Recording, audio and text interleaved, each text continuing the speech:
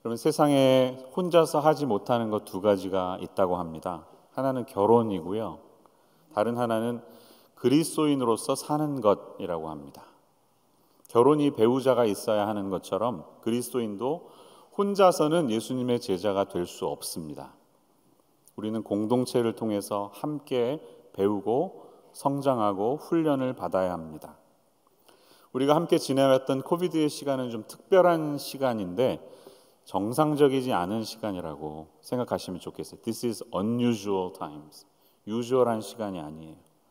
혼자서 조용히 예배드리다 보니까 그게 좋아져서 앞으로도 계속 이렇게 할 수 있겠다. 나는 당분간은 주님 오실 때까지 그냥 집에서 예배드리겠다고 하는, 그것도 혼자서 예배드리겠다고 하는 분은 끝나고 저를 만나주시기 바랍니다. 코로나 기간 동안에 함께 모이지 못하면서 갈급함을 느끼시고 영혼의 메마름을 느끼셨다면 그 사람은 영적으로 살아있는 사람입니다. 그것은 합당한 목마름이고 갈급함입니다. 그렇지만 혼자서도 충분하다 이렇게 만약에 생각하신다면 그분은 둘 중에 하나예요. 하나님으로 그냥 완전히 100% 충만하게 살아가시는 분이든지 아니면 하나님 없이도 살아갈 수 있는 분이든지 둘 중 하나입니다.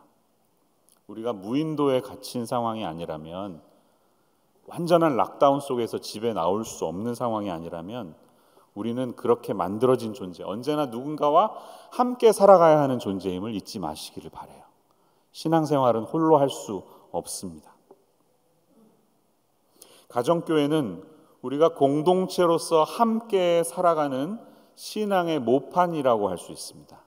앞으로 천국에 가면 누리게 될 그 영광스러운 모습을 이 땅에서 재현해가는 모판이에요. 이 가정교회를 통해서 우리는 성장해가고 자라가는 것을 경험합니다. 가정교회 시리즈를 듣고 있는데요. 오늘은 가정교회가 지녀야 할 중요한 두 가지 가치에 대한 말씀을 드리고 싶습니다. 코어 밸류가 있다면 그것은 무엇일까? 본문을 통해 보기 원하는데요. 첫 번째로 우리는 상호 간에 책임을 지는 모습이 있어야 한다는 사실을 알아야 합니다. 유명한 영어 표현이죠. accountability. 우리 많이 이야기하잖아요, 이 얘기. accountability가 없으면 우리는 절대로 건강한 사람으로 성장할 수 없습니다. 스스로를 부풀리고 내가 다른 사람보다 낫다고 생각하고 가만히 놔두면 위대한 존재라고 착각하기 때문에 누군가 나에게 책임을 져주면서 올바른 이야기 점검해주지 아니하면 우리는 성장해 갈 수 없다는 사실을 기억하시기를 바랍니다. 교회는 서로가 다 연결되어 있는 곳입니다. 성경에 얼마나 많이 서로 무엇 하라는 말이 나오는지 알고 계시는지요? 특별히 바울 서신 이후에 나오는 신약의 서신서를 보면 이 서로라는 뜻을 가진 one another, 영어의 one another, 또 헬라어로는 알렐론이라는 단어가 100번 정도 등장합니다. 근데 그 중에 59번은 인간의 상호 관계 속에서 나타나야 하는 측면에서 계속해서 이야기를 해주고 있습니다. 제가 그래서 한번 서신서에서 찾아봤습니다. 몇 장 몇 절인지는 말씀 안 드릴게요. 시간이 너무 오래 걸리니까.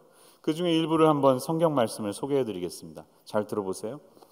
형제를 사랑하여 서로 우애하고 존경하기를 서로 먼저 하며 서로 마음을 같이 하며 높은 데 마음을 두지 말고 도리어 낮은 데 두고 그런즉 우리는 다시는 서로 비판하지 말고 그러므로 우리가 화평의 일과 서로 덕을 세우는 일을 힘쓰나니 너희가 거룩하게 입맞춤으로 서로 문안하라. 몸 가운데서 분쟁이 없고 오직 여러 지체가 서로 같이 돌보게 하셨느니라. 그러나 그 자유로 육체의 기회를 삼지 말고 오직 사랑으로 서로 종노릇하라. 모든 겸손과 온유로 하고 오래 참음으로 사랑 가운데서 서로 용납하고 서로 친절하게 하며 불쌍히 여기며 서로 용서하기를 하나님이 그리스도 안에서 행하신 것 같이 하라. 시와 찬송과 신령한 노래들로 서로 화답하며 너희의 마음으로 주께 노래하며 찬송하며 누가 누구에게 불만이 있거든 서로 용납하며 피차 용서하라. 그러므로 이러한 말로 서로 위로하라. 그러므로 피차 권면하고 서로 덕을 세우기를 너희가 하는 것 같이 하라.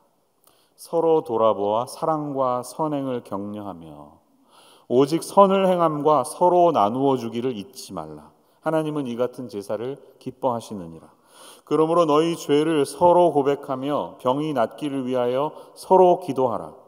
의인의 간구는 역사하는 힘이 크니라. 무엇보다도 뜨겁게 서로 사랑할지니 사랑은 허다한 죄를 덮느니라. 서로 대접하기를 원망 없이 하고 받은 대로 하나님의 여러 가지 은혜를 맡은 선한 청지기 같이 서로 봉사하라. 사랑하는 자들아, 우리가 서로 사랑하자. 사랑은 하나님께 속한 것이니. 아멘. 듣기만 하셔도 막 마음에 와닿죠. 우리는 떨어진 존재가 아닙니다. 서로 다 연결되어 있는 존재라는 것입니다. 어느 누구도 외딴 섬이 아니다라는 시가 있죠. 딱 그것입니다. 오늘 본문은 우리가 서로 연결되어야 하는 가르침에 대해서 어떤 말씀을 하고 있나요? 한 절만 앞으로 가보십시오. 5장 26절은 뭐라고 말하나요? 헛된 영광을 구하여 서로 노엽게 하거나 서로 투기하지 말지니라. 자, 서로 누리는 관계 속에 건강하지 못한 관계도 있습니다. 암이 되고 썩는 관계, 그 관계는 무엇 때문에 나온다고요? 헛된 영광을 구하기 때문에.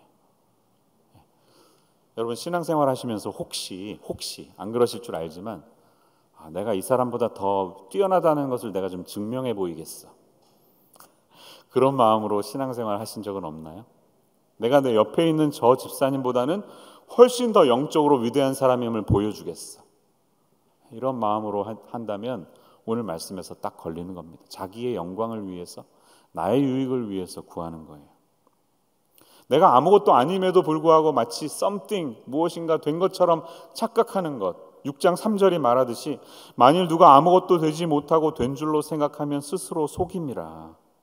For if anyone thinks he is something when he is nothing, he deceives himself.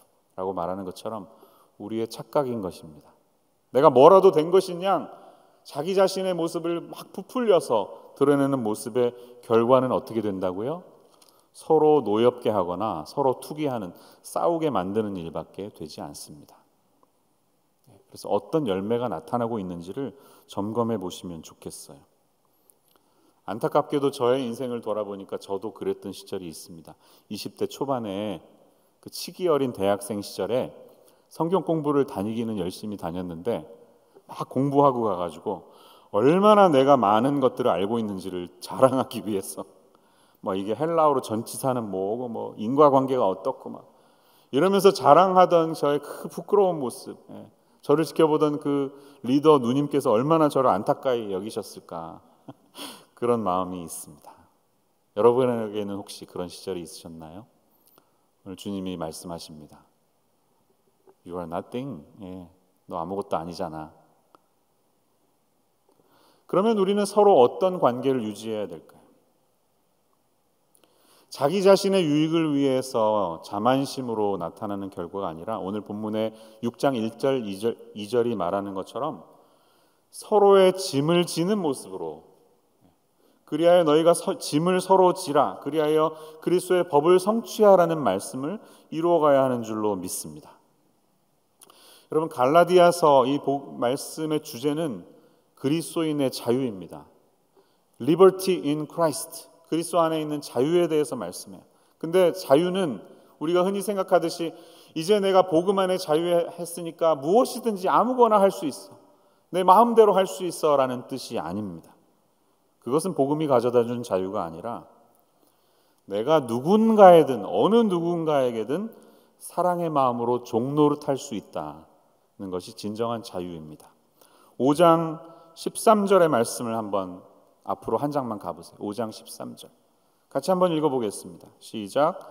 형제들아 너희가 자유를 위하여 부르심을 입었으나 그러나 그 자유로 육체의 기회를 삼지 말고 오직 사랑으로 서로 종노릇하라. 아멘. 이것이 우리 서로 관계를 가지면서 주님이 원하시는 자유한 그리스도인 그 모습이 되어야 하는 줄로 믿습니다. 세상에는 우리가 감당하지 못하는 무게가 너무 무거운 짐들이 참 많은 것 같아요. 사람이 받는 제일 큰 스트레스, 누가 그러더라고요. 사랑하는 배우자의 죽음, 그렇게 얘기하더라고요. 갑작스레 누군가를 떠나보내신 분들은 그 마음을 아실 거예요. 두 번째, 이혼, 가정이 깨지는 것. 세 번째, 불치의 병에 걸리는 것, 암 같은 질병. 우리 주변에 다 이런 일이 다 있죠. 우리가 감당하기 어려운 짐이 있고 우리가 기꺼이 질 수 있는 짐들이 있습니다. 오늘 본문에 보면 짐이라는 단어가 2번 나오는데요. 6장 2절에 너희가 짐을 서로 지라 하는 말과 5절에 나타나는 각각 자기의 짐을 질 것이라는 말씀은 단어가 달라요. 뜻이 다르다는 것을 기억하세요. 2절에 나타나는 바로스라는 단어는 아주 감당하기 어려운 짐을 말합니다. 반면에 5절에 나타나는 프로티온이라는 단어는 사람의 짐꾸러미를 나타내는 일반적인 용어입니다. 배낭을 하나 지듯이 각각 맡을 짐이 있어요. 그렇지만 감당할 수 없는, 혼자서는 도저히 감당할 수 없는 그런 무거운 짐이, 어려운 짐이 우리에게 있다는 것이에요. 그 짐을 볼 때 서로 나누어 져야 한다. 이렇게 오늘 본문은 우리에게 가르쳐주고 있습니다.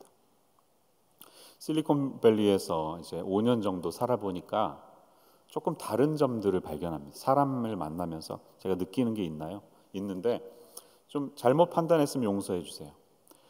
나이스한 분들이 굉장히 많아요. 교양과 지식이 가득 차고 예의를 갖춘 분들이 너무너무 많은데 그 교양의 옷을 벗고 자기 자신을 드러내기까지 너무 오랜 시간이 걸리는 것 같습니다. 우리 자신의 모습을 아름답게 포장하는 것까지는 좋은데 자신 안에 있는 아픔과 상처와 연약한 면을 드러내기까지 굉장히 오래 걸리시고 어려운 분들이 참 많은 것 같습니다.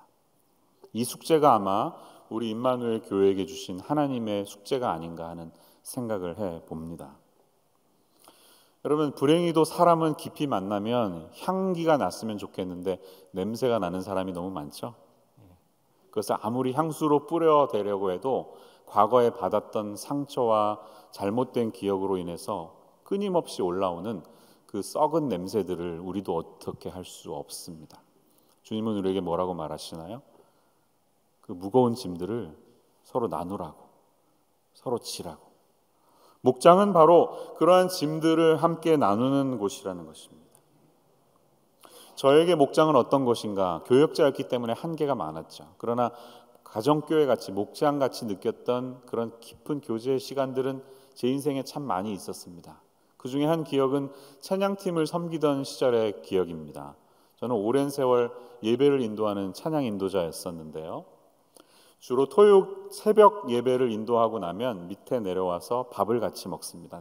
돌아가면서 식사를 준비했는데 제일 기억에 남는 밥은 1시간 10분을 운전하고 오셔서 솥에 국물이 쏟을까 봐 랩으로 뜨겁게 산 갈비탕을 먹었던 기억. 얼마나 그 국이 맛있었는지 잊지 못해요. 교회에서 부엌에서 개별적으로는 음식하지 말라니까 그 밥솥, 그 국솥을 들고 와서 찬양팀과 나누어 먹던 그 시절이 떠오릅니다. 그렇게 식사를 하고 또 지내왔던 이야기를 나누고 잠깐 동안 말씀 나누고 기도한 다음에 올라가서 주일 연습을 하고 헤어지면 아침 9시 반, 10시 이렇게 됐었는데 참 좋았던 펠로우십의 시간이었습니다. 6개월, 1년, 2년이 되니까 서서히 찬양팀 멤버들의 본 모습이 드러나는데요. 불행하게도 그 팀원들, 10몇 명 되는 팀원들 중에 제가 섬기던 기간에 가정의 위기를 겪어서 남편의 도벽이 있어서 고민하는 부인의 이야기, 부인이 외도가 나서 이혼의 위기를 겪어야 했던 이런 가정들과 깊게 상담했던 적이 있습니다. 밤늦은 시간에도 그 홀로 잠을 못 드는 남편을 함께 장로님과 만나서 기도해 주던 기억이 있습니다. 그리고 불행히도 그 가정들은 흩어지고 깨어지게 되었습니다. 제가 찬양팀으로 돌보던 시절이에요. 그렇지만 제가 그리고 나서 저는 떠나왔지만 그때를 돌이켜볼 때 분명하게 말씀드릴 수 있는 것은 있어요. 비록 저의 그 사역을 통해서 좋은 결과로 이어지진 않았지만 그 헤어진 분들을 다시 만났을 때 저는 언제든지 자신 있는 모습으로 따뜻한 눈빛으로 그분들을 안아줄 준비가 되어 있습니다. 왜? 그 시간만큼은 최선을 다해서 정말 기도했던 눈물의 시간이 있었기 때문에 부끄럽지 않은 모습으로 그분들을 다시 품을 수 있는 마음이 있습니다. 여러분, 반드시 성공해서 모든 것을 온전히 회복시키라는 것이 아니에요. 오늘 본문처럼 너 자신을 살펴보아 너도 시험을 받을까 두려워하라. 우리 자신도 똑같은 존재이기 때문에 정죄하는 마음이 아니라 온유한 심령으로 그분들을 만나야 되는데, 주님이 원하시는 것은 나이스한 모습으로 자기 자신을 포장해서 그냥 거룩하고 좋은 말들만 오고 가는 그런 의미 없는 관계, 얄팍한 관계가 아니라 더 깊이 들어가라는 것입니다. 범죄하고 상처받고 아픔이 있는 그 부분들을 그냥 내버려 두지 말고 온유한 심령으로 그러한 자를 바로잡으라고, 더 깊이 들어가라고, 서로 책임을 지는 어카운터블한 관계가 되라고 주님은 우리에게 말씀하고 계시는 것입니다. 여러분들의 인생이 누군가의 영혼에 책임을 지는 그런 인생 되시기를 주님의 이름으로 축원합니다. 신앙이 잘 자랐다, 믿음이 강한 사람이다, 이런 말씀 들으시는 성도님들 되시기를 축원합니다. 여러분, 누군가가 믿음이 강하다, 믿음이 잘 자랐다 할 때 우리가 그 증거를 어떻게 말해야 될까요? 어떤 분이 믿음이 강한 분일까요? 로마서 15장 1절은 이렇게 말하고 있습니다. 믿음이 강한 우리는 마땅히 믿음이 약한 자의 약점을 담당하고 자기를 기쁘게 하지 아니할 것이라. 이것입니다. 믿음이 강한 사람은 자기의 기쁨을 위해, 자기의 유익을 위해 살지 않는 사람입니다. 누군가의 삶을 위해, 그분의 유익을 위해 사는 사람이 강한 믿음을 가진 사람이고, 약한 자의 약점을 기꺼이 끌어안을 수 있는 사람이, 그것을 드러내서 비방하고 그것을 이슈로 만들어서 즐기는 인생이 아니라 그것을 감싸 안아주면서 덮는 것으로 끝내지 않고 사랑하러 품고 온전히 회복시킬 수 있는 사람, 이런 사람이야말로 진정한 믿음의 사람이라는 사실을 기억하십시오. 가정교회에 들어가셔야 됩니다. 지금도 40%가 넘는 분들이 아무 곳에 소속되어 있지 않는다는 사실이 제 마음을 참 아프게 합니다. 때로는 조용히 안 보이시는 성도님들이 있어요. 물어물어 얘기해보면 가정이 위기를 겪고 있대요. 도벽이 있대요. 아주 엄청난 아픔이 있어서 실직했대요. 그런데 놀랍게도 아무도 이 사실을 몰라요. 나 돈 좀 꿔줘, 돈 필요해 라는 말을 할 사람이 없고, 그 사실을 알지도 못한다는 사실은 주님이 원하시는 교회가 아니라고 생각합니다. 우리는 우리의 아픔과 무거운 짐을 기꺼이 나눌 수 있어야 하고 그것을 맡을 수 있는 교회가 되어야 하는 줄로 믿습니다. 오늘 설교의 주제가 분명히 들리시죠? 목장에 다 들어가십시오. 이번 가을에 목장에 다 들어가셔야 돼요. 어딘가에 소속이 되셔야 됩니다. 그래서 여러분의 가진 짐들을 서로 나눌 수 있는 믿음의 공동체 되시기를 바랍니다. 두 번째, 오늘 본문을 통해서 우리가 붙들어야 하는 목장의 코어 밸류, 가치는요, 한 영혼을 향한 추수는 공동의 섬김을 통해 결실을 맺는다는 사실이에요. 가정교회의 장점이 뭡니까? 영혼 구원을 혼자 하는 게 아니라 같이 한다는 거예요. 라이드 주시는 분 따로 있고, VIP에게 음식 가져다 주시는 분 따로 있고, 중보기도 담당자 따로 있고, 목자 따로 있고, 부목자는 부목자의 일들을 함께, 그분들의 일들을 위해서 우리가 함께 기도할 때 혼자 하는 것보다 더 온전한 역사를 하나님이 이루어내신다는 사실을 믿으시기를 바랍니다. 목장에 여러 가지 목적이 있지만 제일 중요한 것을 앞에 놓아야 되잖아요. 제일 우선순위에 놓아야 할 것이 무엇일까요? 저는 가정교회 우선순위는 잃어버린 영혼이 구원받는 일이라고 생각합니다. 그것이 교회의 목적과도 같죠. 교회에 여러 가지 일들과 기능과 사역이 필요하지만 세탁소에서 빨래에 스테인을 빼지 못하면 그 세탁소는 좋은 세탁소가 아니죠. 식당의 서비스가 아무리 좋고 젓가락이 예쁘게 생기고 물이 맛있어도요, 음식이 맛이 없으면 그 식당은 좋은 식당이 아닙니다.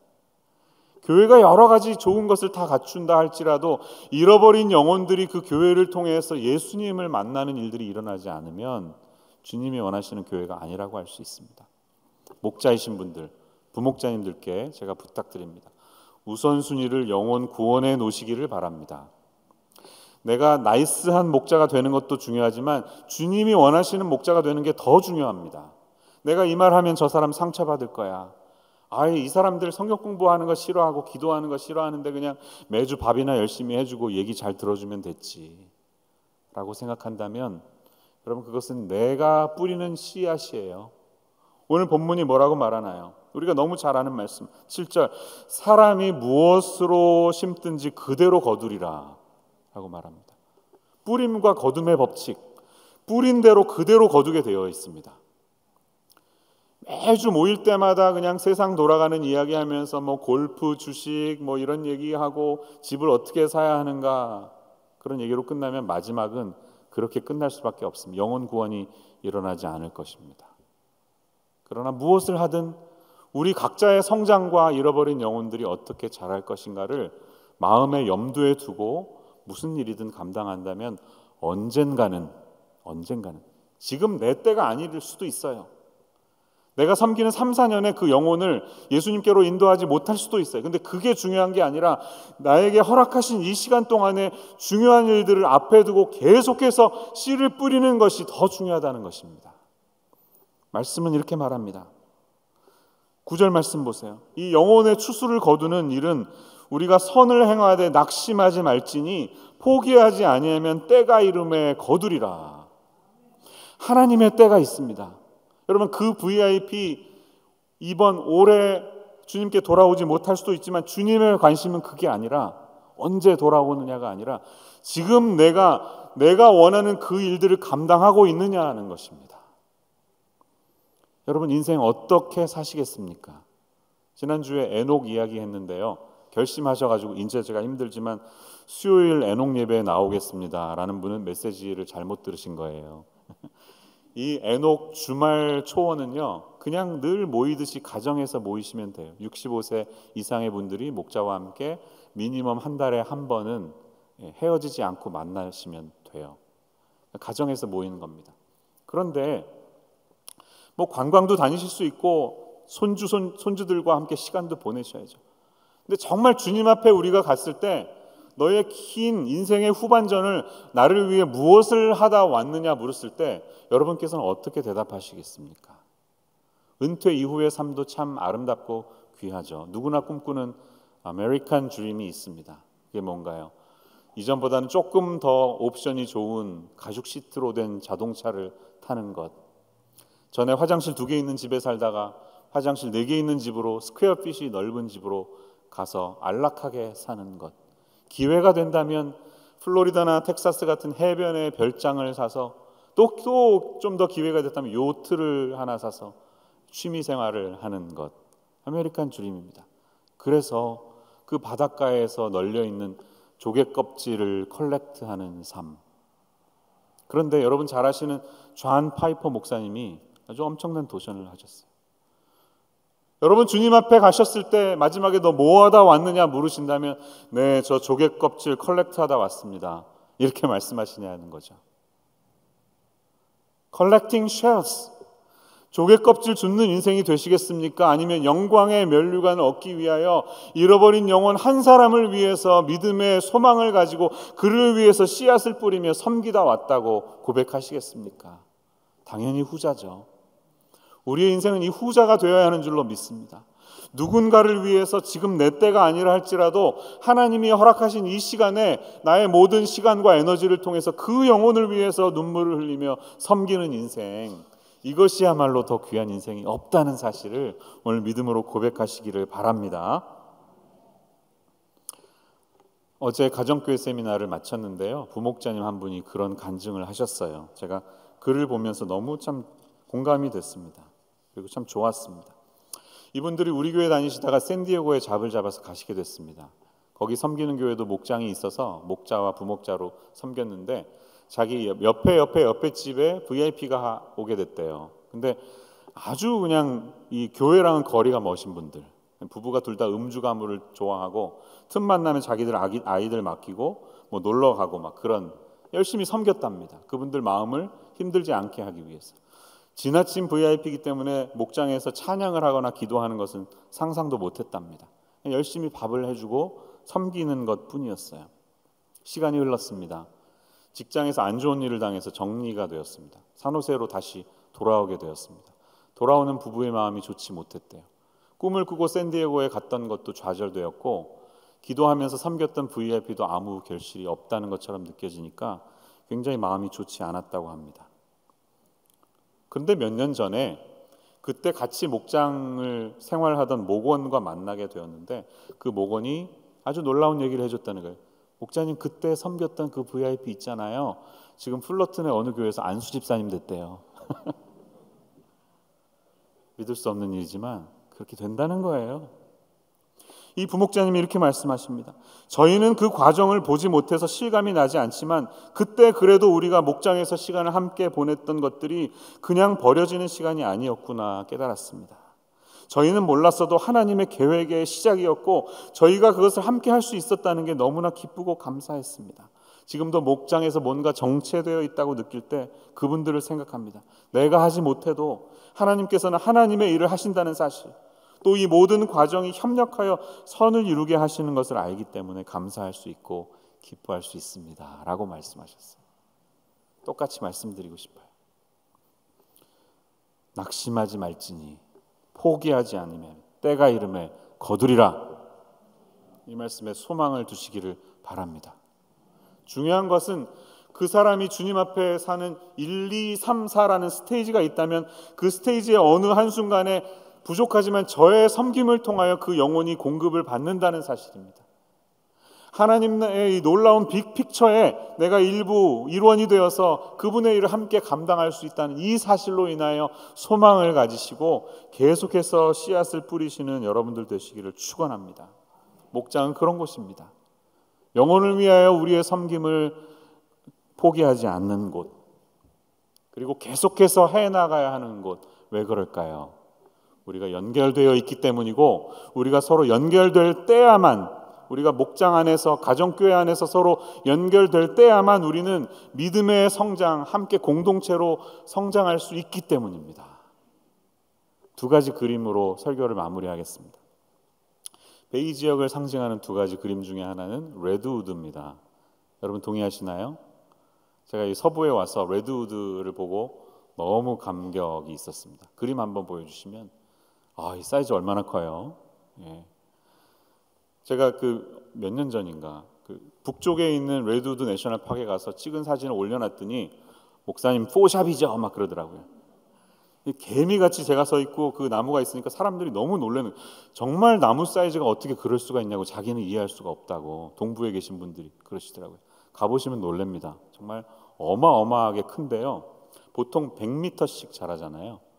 이 100m나 되는 나무가 어떻게 이 기후 속에서 서바이브 할 수 있을까? 여러분 잘 아시듯이 뿌리는 얼마 안 돼요. 뿌리는 2, 3m밖에 되지 않답니다. 근데 놀랍게 나뭇잎이 그 서쪽에 있는 안개를 매일 아침 흡수하다 보니까 그것으로 충분한 수분을 공급받아서 그렇게 성장할 수 있다는 것이죠. 뿌리는 2, 3m밖에 안 된대요. 그런데 뿌리가 깊이 박히지 못한 나무가 어떻게 2000년, 3000년씩 자랄 수가 있을까요? 그 비결이 뭔지 아세요? 2, 3m밖에 되지 않는 뿌리들이 옆에 있는 나무와 서로 오묘하게 연결되어 있기 때문입니다. 아주 강하게 얽혀 있기 때문에 그 뿌리를 통해서 영양분도 공급받고 수분도 공급받으면서 함께 그렇게 거목이 될 수 있는 것입니다. 오래전에 시진핑이 오바마 대통령을 방문하러 미국에 왔을 때 대통령이 선물한 것이 레드우드로 만든 벤치였다고 합니다. 의미가 있죠? 72년에 닉슨 대통령이 중국과 수교를 맺기 위해서 중국에 갔을 때 가지고 간 선물도 레드우드 묘목이었다고 합니다. 무슨 의미일까요? 레드우드 나무처럼 서로 든든하게 협력 관계를 이루자는 메시지겠죠.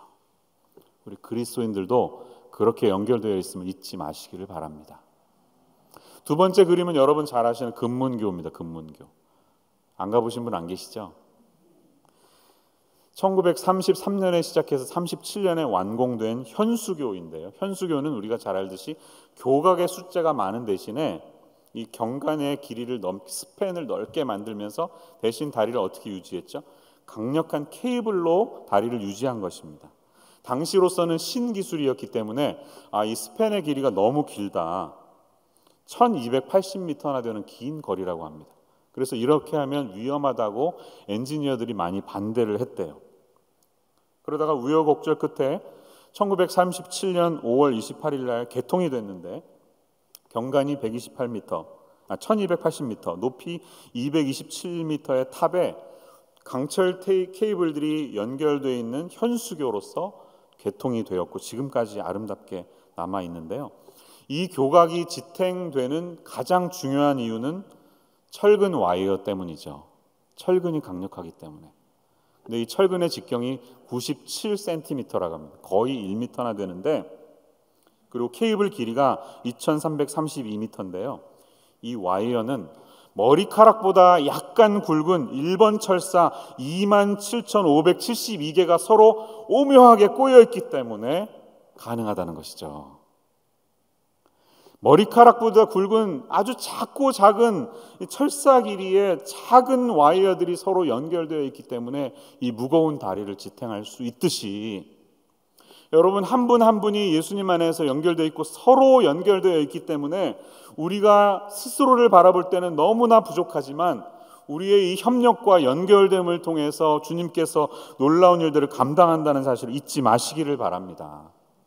하나님께서 실리콘밸리, 이 땅 밸리 지역에 원하시는 것은 그런 것인 것 같아요. 자기의 놀라운 스펙, 이 위대한 지식과 교양으로 가득 찬 사람들, 아테네와도 같은 이런 도시에 철사와도 같이 다가서라, 레드우드 같이 다가서라. 이 좀처럼 벗지 않는 그들의 옷을 벗겨낼 수 있는 것은 가정교회 목장이 아니고 누가 감당하겠습니까? 이 연약한 부분들 계속해서 섬기고 계속해서 기도하면서 그 영혼들을 품고 나갈 때 그분들, 잃어버린 영혼들이 주님 앞에 돌아오는 일들을 우리에게 허락하여 주셨기에 임마누엘의 가정교회를 허락하신 줄로 믿습니다. 목장에 들어가실 거죠? 목자로 섬기실 거죠? 조개 껍질 줍는 것보다 더 귀한 인생은 영혼 섬기다가 주님 앞에 가는 것인 줄로 믿으시기를 바랍니다. 기도하겠습니다. 아버지 하나님, 저희들이 감당하기 어려운 이 세상의 짐들이 너무나도 많습니다.